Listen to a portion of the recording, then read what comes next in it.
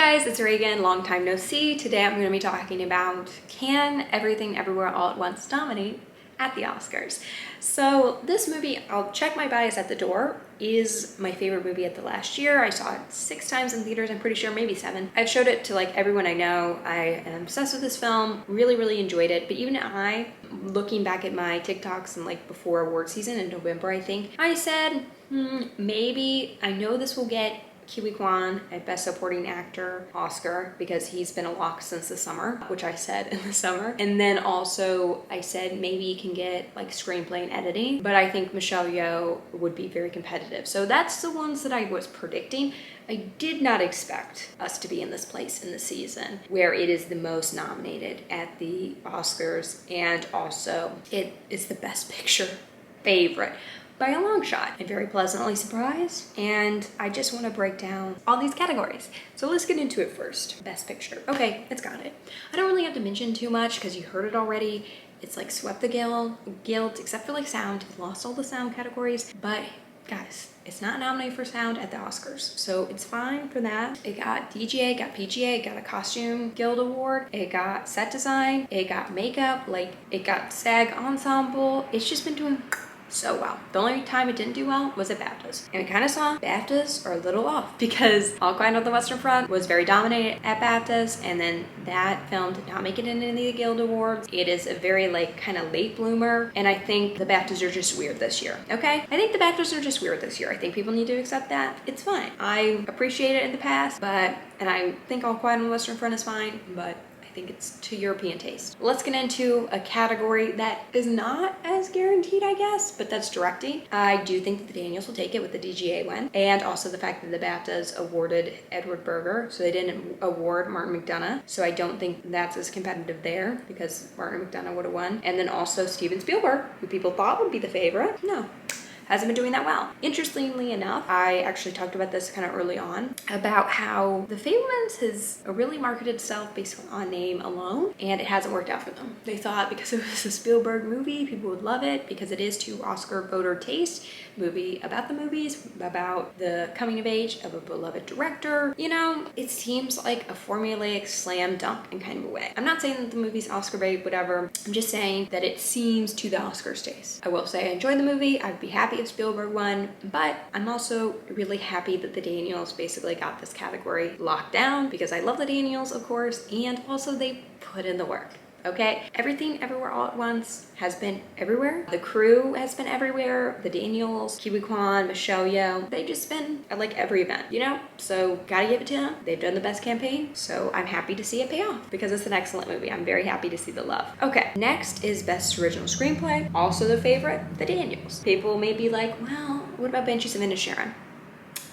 I hear you. It can't even qualify for the WGA award, and yes, it could sneak in, it could make it. That could be the one that Banshees gets, but I just feel like the screenplay is very important to the movie, and there's just so much momentum for this film that I could easily see it going to the Daniels, and I'd be happy with that. Ironically, this is the award that I would give Tar. If you're gonna share the wealth like everyone's saying that the Oscars do ever since the expanded Academy, give this award to Tar because Todd Field wrote an excellent screenplay. I love a good character piece. Yes, I did have some complaints where I was like, it got a little too overindulgent at the end, where you got a lot of more character details, which was fine. I think if it was a book, it would have been excellent and I would have ate it up. But when it comes to the end of a long movie, it started to feel a little bit repetitive, but I still really enjoyed it. So that's who I would give the award to, but I do think the Daniels are the favorite. Let's get into the acting categories now. So we're gonna start with my girl Michelle Yeoh and the hunt for the Best Actress Oscar. So I am very in favor of Michelle Yeoh. This is the Oscar that I'm most about Everything Everywhere All at Once winning. The reason I'm like this is because I do think that this film is excellent and it's incredibly written, incredibly composed. It's a great time, right? But I think this film is so built upon like Michelle just being excellent and how Evelyn was very tailor-made to her that I think this film wouldn't have worked with another person, as well as the fact that I don't think this film would have done as well on the award circuit without Michelle Yeoh. Because the thing is that this is such a capstone of her career that Michelle really realized that she has a chance. I think she saw the reception at South by Southwest and was like, you know what? I may never have this chance again. She was everywhere. Everywhere, okay? She was at Met Gala. She was like at every film festival. She was like attending every event. She pushed it so hard, and I love her for it, that I think she really set up Everything Everywhere All at Once's success. So I really hope she wins. I would really enjoy that. I will say I did really appreciate Cate Blanchett's performance in Tar. I know people got mad at me because I did say that like Toni Collette could have been Lydia Tar. I think that is a fair assessment. It's not the same type of role that Michelle's is, where it's, yes, it was written for Cate Blanchett, but at the same time, like, you could have had other actors play it and it would have worked very similarly. So that's kind of why I'm out of it. Also, the fact is that Cate Blanchett already has 2 Oscars. Even if you say it's her best work, yes, if it was her first one, I would be a little bit like, okay, yeah, she should get it. But the way that it would be such a moment for Michelle, and Kate doesn't really care as much, I just have to give it to Michelle, okay? It should be the second woman of color to win the first Asian actress. That is crazy, and I just really hope we have a history-making night on Oscar night. Let's talk about Best Supporting Actress. This is the one I disagree with a lot of award analysis people. I think Jamie Lee Curtis actually has a pretty good chance. I think Angela Bassett's boat has been sunk, unfortunately. I know people are going to be upset about that. I understand. I really do love Angela Bassett, but the thing is that Golden Globes were like, hey, we're going to give it to Angela Bassett. This can be her year. You know, maybe we'll set the trend. So I thought she'd be the front runner, because why go against that? She's very well known. To a career Oscar year, that would make sense. Then Critics' Choice fell online. I was like, okay, yeah, she's got it, because Critics' Choice sometimes is going towards what the Oscars want, if that makes sense. Like, really, I think if they were truly thinking like, okay, what is aligning with critics' thoughts, they would have picked Carrie Condon just based on how she did on critics' circles, if that makes sense. But since she lost BAFTA and she lost SAG, the 2 industry awards, I don't think it's there for her, because losing SAG, that was crucial to her. And I think now people are like, hey, I don't think Angela could take it. I'm gonna vote for Jamie Lee Curtis, because I love Jamie Lee Curtis. And so I think her win has made people more fall in line. I do think that Carrie Condon still has a chance. This is what people have been saying. People are like, oh, she's gonna split the vote. They're career Oscar people that vote for who they love. Angela Bassett versus Jamie Lee Curtis, that vote is split. And then you have the Everything Everywhere All at Once camp. They'll just love that movie. That vote is split between Jamie and Stephanie. My opinion on that is I think that people are gonna see that Angela Bassett doesn't have as much of a chance, and that those votes will go to Jamie. Same kind of with Everything Everywhere All at Once. I think that people really love that movie. They'd be like, I really love Stephanie, but I'm gonna be honest about this. I don't think that she can take it. Let's vote for Jamie. So I actually think her win is gonna allow those votes to converge, because she already had the split vote at SAG. You know what I'm saying? Like, it's not like Stephanie wasn't nominated at SAG. It wasn't like, oh, it's the Golden Globes, which I would be like, oh, the split vote is gonna affect her. But it obviously didn't. She still won, and everyone loved her. The speech she gave was amazing. Hopefully her speech kind of helps out Michelle Yeoh. To be honest, I love that she's been a cheerleader. She's been like that since day one. You can listen to podcasts, like in interviews with her, talking about when the movie came out and premiered, before it premiered at South by Southwest. She was talking about how Michelle Yeoh is like the reason, and just saying all these things. So it's not fake. Okay, it's not some like, oh, she got in trouble for making it about her and then she switched it. She's always been like this, okay?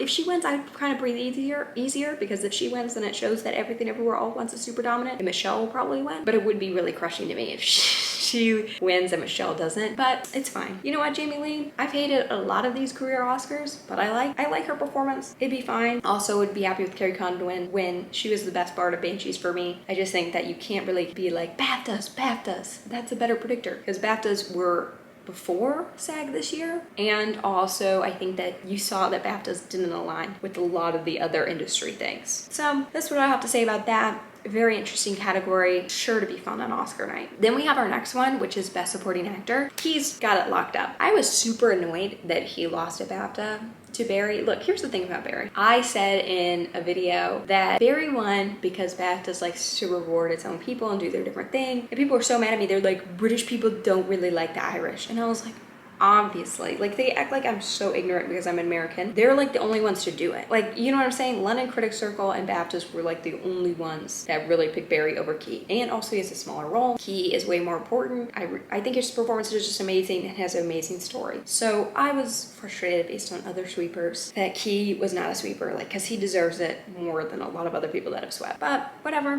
it's a competitive year. I'll give us that. I would have probably chosen Brendan over Barry if he had to lose. So that's that category. Key's gonna take it. Very excited to see his speech. It's been lovely to watch him speak all season. Super nice guy.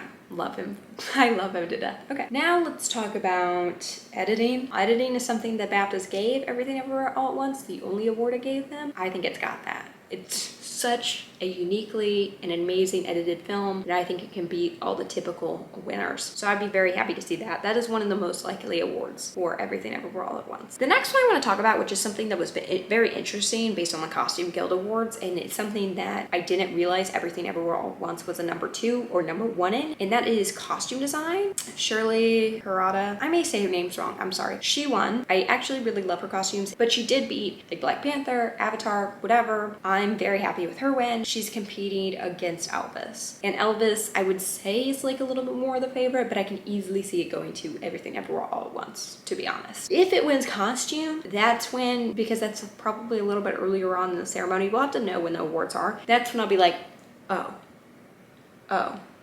it's gonna be a good night, okay? Okay, let's go through the most likely awards. Let's count them up because there's a couple more, but those are more wild card. Best Supporting Actor, Best Picture, Editing, Best Director, or Original Screenplay, Best Actress, that's already 6. Best Supporting Actress, no. I would put, let's put Costumes before Best Supporting Actress. So Costumes, Best Supporting Actress. And then, this is when I would put, does it have a chance? Can it win in Score? And can it win in Song? So here's the thing about me, is I was actually listening to the Songlux score again, and it's really good. Okay, it's an incredible score. It's not a very traditional score, it's more experimental, of course, but Songlux has been really out there. They've had a lot of visibility. I feel like they've been really pushing it, and that's shown by its original song nomination. Here's the thing about Best Original Song. Do I think it's got that? It would be hard to beat out Not To by RRR, but RRR is not nominated for Best International Feature.